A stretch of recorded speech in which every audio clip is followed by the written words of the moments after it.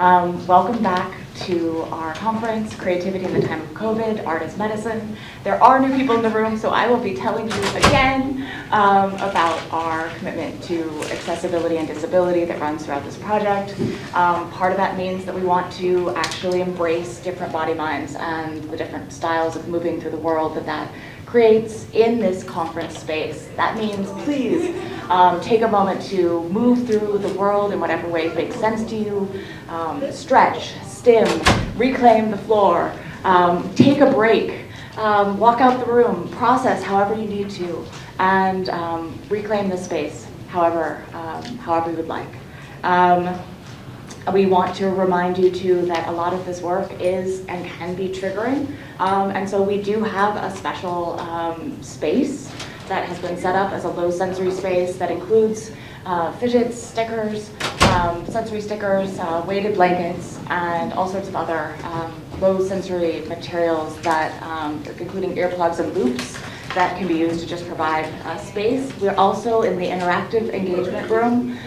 They've created a space where people are just watercoloring to just process and engage with the feelings that all of these talks are raising. And I just want to call attention to that, as well as the opportunity that was mentioned after Jenna Hub-Andrews' talk to embroider a mask to honor someone that you know who was impacted strongly by COVID or who passed away during COVID. Do that, whatever you need to do, but also to know that there's a space to fold butterflies as well as part of the HLX project. Okay, now we go to introductions. So, see if I do this pronunciation right for once in my life. Cody Mejeur. Close, but not quite near. Darn it. Cody Mejeur is an assistant professor in media studies at U Buffalo. She is an alum of both the English department and MSU and the DHLC lab. Beloved and honored, she focuses on game studies, queer theory, cognitive approaches to the media, and narrative studies, and runs a fantastic new lab, the Amatrix Lab, which I hope you'll hear a little bit about today. She led our first satellite exhibition for this project for Creativity in the Time of COVID at University of Buffalo, focused on LGBTQIA+, and all sorts of different representations, but also with a focus on Western New York, and set an incredibly high bar for all of the exhibitions to follow, and we are so excited to have them here. They're here with James Clark, PhD candidate at University of Buffalo, there with Cody, and does work on trans folks walking, as well as working on a project on fantastic experimentation in gaming. And we also have Morgan Samet, co-curator of the University of Buffalo Satellite, which was, again, fantastic, and member of the Amatrix Lab.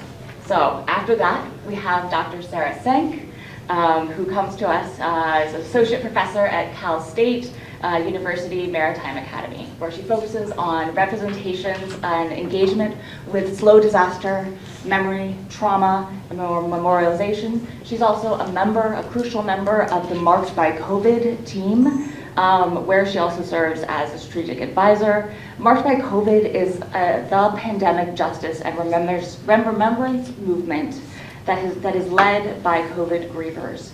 Sarah will be presenting work on the National COVID Memorial, an evolving collection of photos and remembrances of those lost to COVID, chronicled by the people who loved them. We're delighted to have them on our advisory board for the next stage of our Creativity and COVID project. But you guys should all try to get a look or an engagement with the augmented reality component of this exhibition that's actually outside the accessible entrance at the bottom, to be able to get a engagement with that. All right, Jessica and Michael Stokes are PhD candidates at MSU, each doing groundbreaking work in disability studies, in ecopoetics and mutant studies, respectively. They co-founded Hives, a disability-centered organization that creates all kinds of accessible events on campus, forging powerful and impactful and outstanding and sort of heartbreakingly amazing spaces for community. They have been, again, central and amazing and unparalleled and deeply appreciated members of our team, working on accessibility measures and incorporating them into this process from the very beginning into our surveys, our exhibitions, and our conference today. Today they're going to talk about the zines that are created during the pandemic on display here. And finally, well, where are you? We have student researchers, wave your hands. Thank you. I will not name them all. From the Digital Humanities and Literary Cognition Lab, a space devoted to student-led research and interdisciplinary collaborations across the arts and sciences, talking about their experiences with creativity in a time of COVID. And this is happening in no part because it is only through their hard work and dedication and creativity that the archive and exhibition and conference exists. With that, I'd like to start our panel.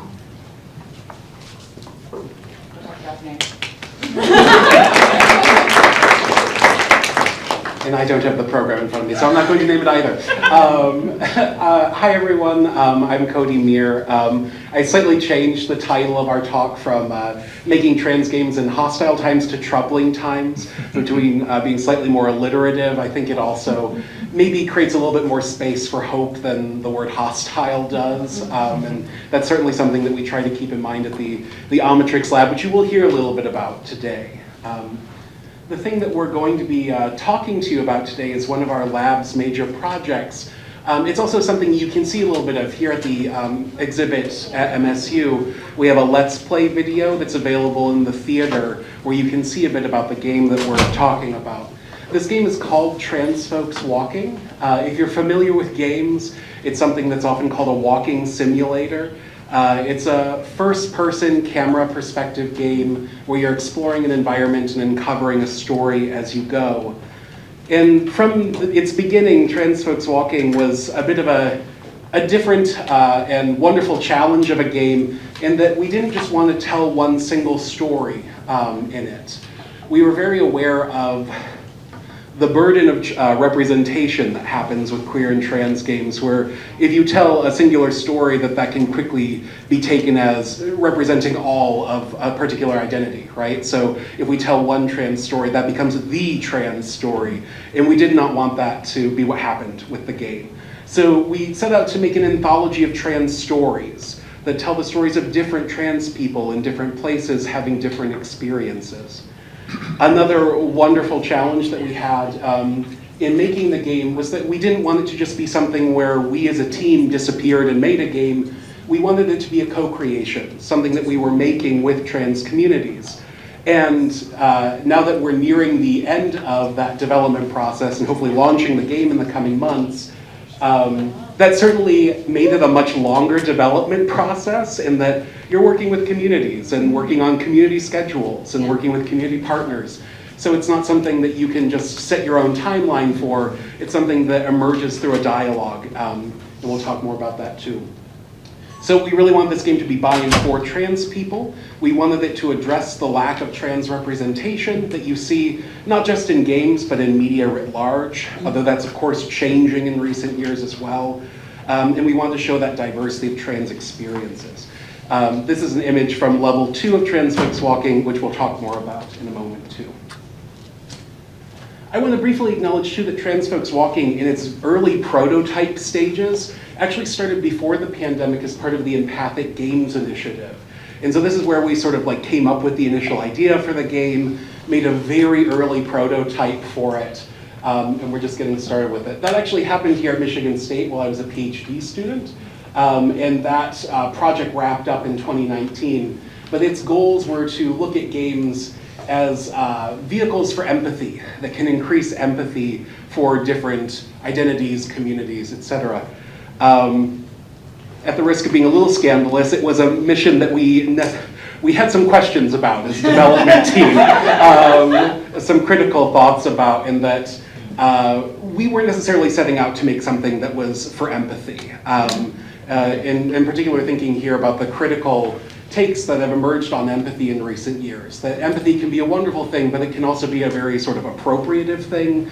It can be something that is, I will only sort of like you or listen to you if I can understand you, or if I can in some way relate you to me and make it about me. To borrow a phrase from a talk by Lisa Nakamura that I've always loved, it was, empathy is like saying that, that phrase, you'll walk a mile in somebody's shoes, but at the end of the day, you've just stolen somebody else's shoes. But nevertheless, the game started as part of that initiative, and the original team was all located here at MSU, including me, Ellie Locatis, who was working on programming, Madison Ford, who was a master's student here, and worked on narrative design and community organizing, Angela Satullo, who worked on art and 3D modeling for the game, and Austin Wilson, who is still part of the team today too, and works on our audio and sound design. The first level of the game is the experience of a trans man student who is studying in the library for finals. And as you're studying, you have to use the bathroom. And so the level asks you to experience that when you are presented with only binary bathroom choices. And the level, if you play through it, really makes clear that there aren't easy answers to that question. You can choose the bathroom that aligns with your identity, with who you are, but you could be challenged in that. Somebody could say you're in the wrong bathroom, and say that in very hostile ways, right, in very aggressive ways. You could choose the bathroom that aligns with your assigned at birth identity. But that in of itself can feel like a betrayal to yourself, right? That you're having to go sort of stealth mode and get in and get out, as one of the quotes in this level says. I will say too, having developed this for a number of years and presented on it, it's really interesting, and this is also not a dig at all at any of the organizers of this wonderful event, but it's really interesting that presenting on this in a lot of spaces where I only have binary bathroom options to go to. So it's this experience of like, the thing we're talking about in the game is something we experience in lots of institutional spaces. And it's not necessarily trying to find, a right answer or a solution to that, but just to sort of represent what that experience is and the things that go into that experience. The game actually entered its full development during the pandemic and is part of this project. So we were moving from an early prototype into making something that was fully playable, something that had full levels that you could engage with. I had also finished the PhD program and started a new faculty position at UB. Shortly after 6 months after arriving in Buffalo, we were suddenly in a pandemic. So it was like, welcome to Buffalo, and don't leave your apartment. And so that was an interesting experience. But there were wonderful parts of that as well. The team evolved and grew. Famous, who's here today and will be talking in a moment, joined the team to work on programming, level design, and on that first slide, Famous is described as the lead programmer. I always say that sells Famous so short because Famous has been such a key player in designing this game as well. Like beyond just doing the programming, figuring out what each level and story would look like. Wes Turner also joined and has been working on art. Wes actually just recently left the team, so we're looking for a new artist. I guess I can plug that now too if you're interested in doing art.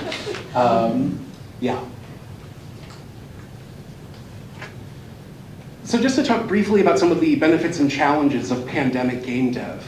I really related to a comment that was made yesterday during the panels about how, and I think, Jess, if I'm remembering right, it might have been you who said this, but it was talking about how in the pandemic, there were weird ways in which the pandemic actually revealed better working and learning conditions for people, like that maybe not having physical contact can actually be a good thing for some people in the pandemic, right? And I really related to that with what we experienced with game design because there was actually a weird way in which that worked well for game design.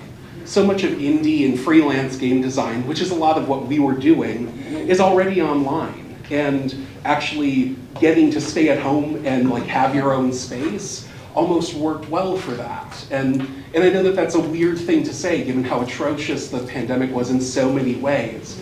But I think it is worth keeping that in mind that during the pandemic there were new opportunities that emerged there too, things that maybe we could have learned and held on to, even though we seem to be in a rush to leave them all behind now. We experienced that indie game dev, while it's online, you can still work together across these different collaborative platforms. Version control always remains a challenge, especially version control software, where you're able to all work on the same thing even when you're in different places. It can often have a lot of bugs and glitches, and suddenly you find out you've lost days of work. That's not a great experience. And I would say that one of the things we really embraced in the pandemic, and I would say it's a spirit almost of this entire project, is a really sort of DIY sort of approach to things, right? Where you're making do with what you have and what you have access to, and building something out of that. It's a survival strategy, and it's a sort of get it done kind of approach to things, and it's being okay with something being imperfect. I think that's something that we learned was really key. But of course it was still challenging, even as we were all stuck in lockdown. It was isolating, even with online connections. That's not always a full replacement for other ways of connecting to each other. Still came with loss of jobs and income, even for our team members. Sometimes we had to really deal with the fact that this was a side project for all of us. As a faculty member, I was working on researching and publishing, and then doing this when I could get to it. For a lot of our team members, it was a similar thing. I do this when I'm done with my main job and have some hours to give to it. Yeah, and then there were things like doing voice recording for the game that became difficult when you can't always gather together in the same place. So you have to kind of be okay with phone recordings or people recording at their laptop and sending it to you and seeing what you can do with that. We expanded into a second level of the game during the pandemic. The second level looks at the experience of trans people in religious spaces. And this was, as with all of our levels, it was a bit of a composite of interviews we did with different people, even as particular stories sort of came together out of that composite. The story of level 2 is the story of a trans woman elder who's going back to the church that she grew up in. It's a space that used to mean a lot to her. It meant safety and belonging, but a space that became a space she couldn't be anymore. It became increasingly hostile, so that she had to leave the space in the end.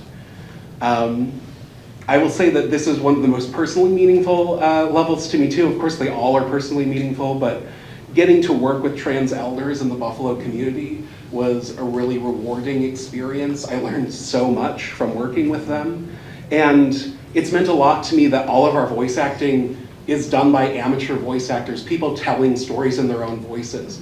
So one of the trans elders we worked with came in and recorded the voice lines for level 2. So when you hear those voice lines in that Let's Play video, that is her telling her own story. And that meant a lot to me, and I think to everyone working on the game.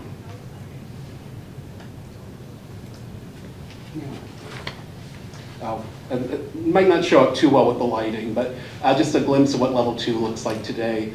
We kind of made like a big imposing cathedral church space. And as you explore the space, you're interacting with these little blue bubbles that are like memories. So as you interact with objects, you're encountering these memories and experiencing the space. One of the other challenges that we dealt with in working on the game was not just doing it during a pandemic, but doing it also in the rise of global fascism, doing it in a global rise in transphobia, and in attacks and violence against trans people, especially trans people of color. And you don't have to look far to find examples of that, right? From all the anti-trans legislation that's been proposed, thankfully some of it defeated, but some of it passed in recent years. The Don't Say Gay bills. And in particular, while we're working on the game, in spring 2023, UB had a very transphobic speaker come to campus, was invited by a conservative group. This was a speaker who had called for the eradication of transgenderism, and by implication, then the eradication of trans people. And so we're making this trans game at the same time that we're dealing with someone like that coming to campus, and stoking fear and stoking hatred. And I don't even necessarily have a lot of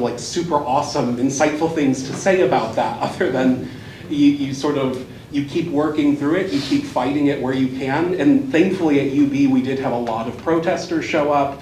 We were able to sort of really stage like a counter voice to what was going on there that was really important. And it made us recommit to our project. It made us realize more than ever that trans stories told by trans people are really needed right now. There's a lot of misinformation, a lot of hatred, a lot of false narratives about trans people being floated around in the world.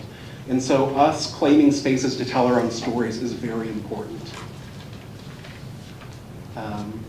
And level 3 was the last level that we've gotten to, and also the last level in the first release of Trans Folks Walking. It tells a story of gender-affirming healthcare. You play as a trans non-binary person who is attending an appointment at a medical clinic, and you're seeking gender-affirming care.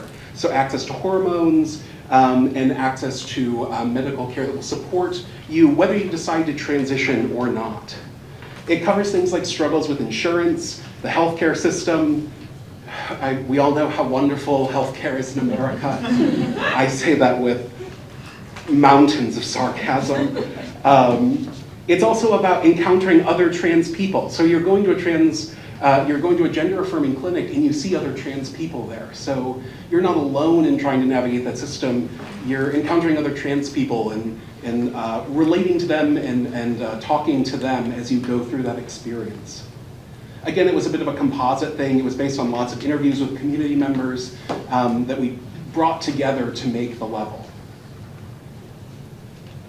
And we really wanted to make sure, with each of these levels, you know, the bathroom, the church, the healthcare clinic, we wanted to make sure that these weren't just stories of hardship, that these weren't just stories of like, look how difficult it is to be trans.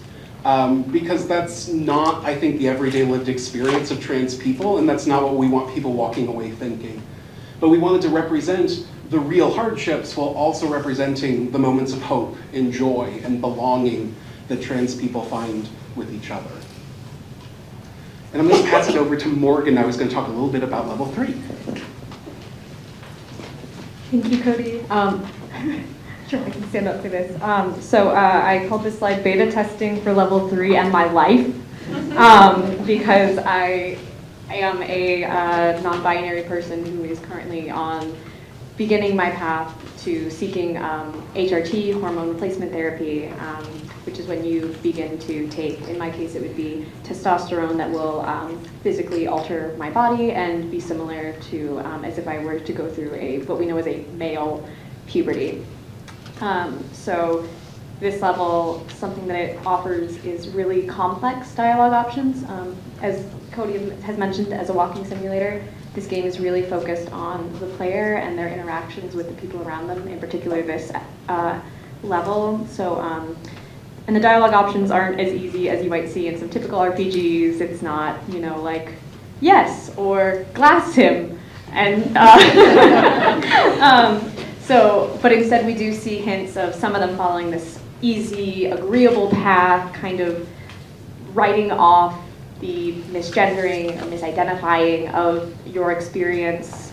Some of them intentionally call that out, and some of these choices exist somewhere between these two.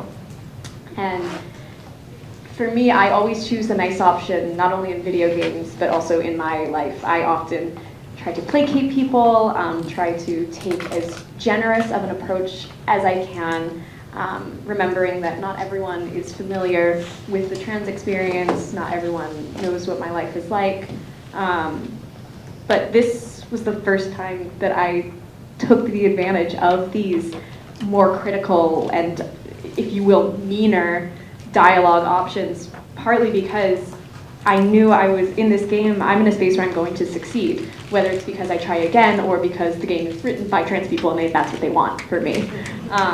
So it became this question of, am I going to placate an ally that, you know, is a non-playable character in this game, this person that is just there, or am I going to assert real boundaries, not only for myself, but also for this character I'm playing as? And so for me, it kind of led to, you know, seeing this reaction in the game itself of this character that maybe taking the opportunity to assert these real boundaries isn't going to immediately mean that I won't get health care, that instead it can be a space for me to explore what it would be like to push back, to make sure that I am correctly being identified, that I'm not being misgendered, and understanding that as a space where I'm allowed to exist. So that's that's the trans experience of playing the trans experience game.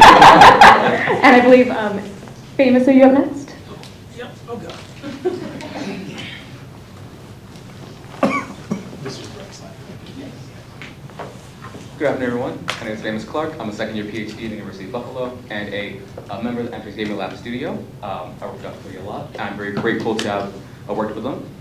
So the slide I have is to kind of highlight some of the members that unfortunately couldn't be here, that Cody did mention, but I do want to mention them again because they are important members in this developmental process.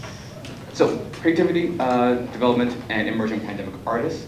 So through the work that we did on Trans Folks Walking, the pandemic, in spite of all the hardships, birthed new talents and creative pursuits for our artists, collaborators, and community members. Longtime instrumental musical artists turned phenomenal voice actors in the pandemic. Young media scholars turned outstanding technical artists. Printmakers turned indie programmers for the first time. Digital programmers turned published analog game creators. And critically acclaimed professors turned beloved game studio directors. Not only have we had and continue to have the pleasure of working with young scholars, queer and trans activists, inspiring artists, moving narrative writers, and phenomenal sound engineers, we continue to see and work alongside brilliance and resilience of artists creating new crafts in the post-pandemic age. And it's a pleasure to work with them, and I hope to continue to work with them for the rest of my life.